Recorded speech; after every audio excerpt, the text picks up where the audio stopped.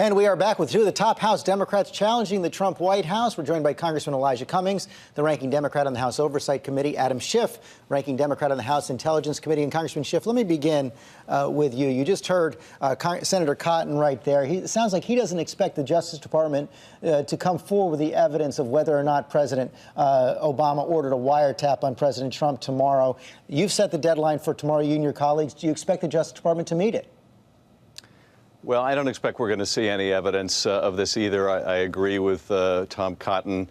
There are one of two possibilities here. Either the president quite deliberately, for some reason, made up this charge, or perhaps more disturbing, the president really believes this.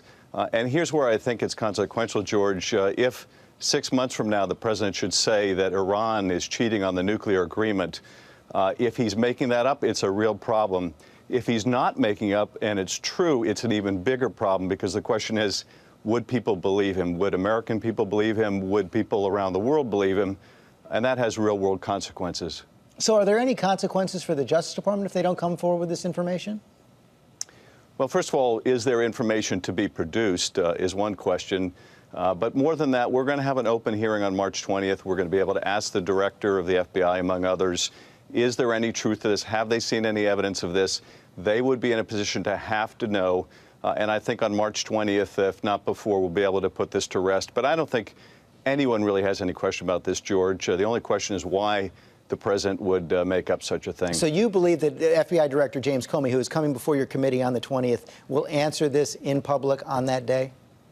I do. And, you know, if the press reports are accurate that he asked the Department of Justice to knock this down and they refused for whatever reason, he may welcome the opportunity, but he'll certainly have that on March 20th. You also heard Senator Cotton say he was citing the what the former Director of National Intelligence, James Clapper, said last week. Not only had he not seen evidence of this wiretapping, but he also said he's seen no evidence of any kind of collusion or cooperation between Trump associates and Russians. Have you seen any kind of evidence like that?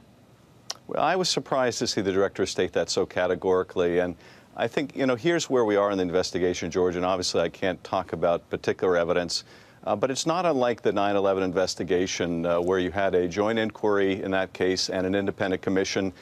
They were looking at who was responsible, and obviously it was al-Qaeda responsible, but they were also looking at whether the Saudi government, to use parallel terms, colluded or had some kind of coordination or involvement in the attack on 9/11.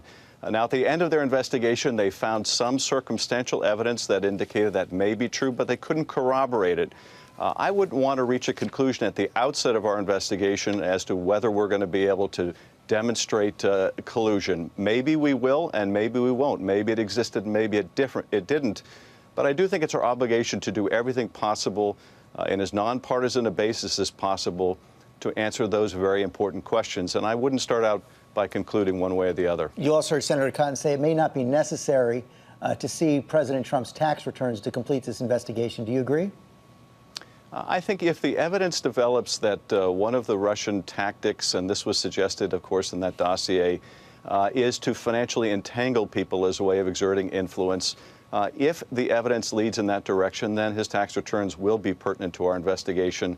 But again, I think we try to develop the evidence, we follow that evidence where it leads, and not leap to any conclusions on the front end. Are you convinced that this investigation is going to go forward in a complete way? I've seen that some of your colleagues on the House Intelligence Committee say that they're afraid that it's going to be a partisan exercise and they're going to walk away if that's what they see.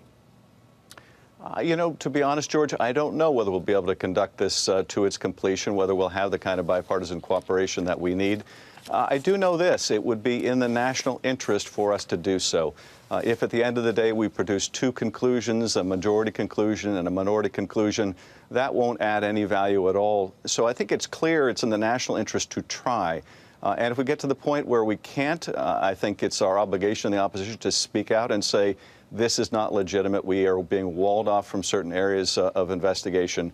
But I think we owe it to the country to try. That's certainly my intention.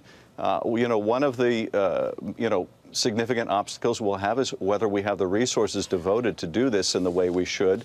And for that reason, I think we should have an independent commission. But I do want to give you one other update, George. I have been very critical of the FBI and their willingness to cooperate in the investigation. I can say that that's substantially changed, and I'm now very pleased at the level of cooperation we're getting from the FBI. I hope that continues. There's still more to be ironed out along those lines, but I think that's moved in a very positive direction. Okay, Congressman Schiff, thanks very much.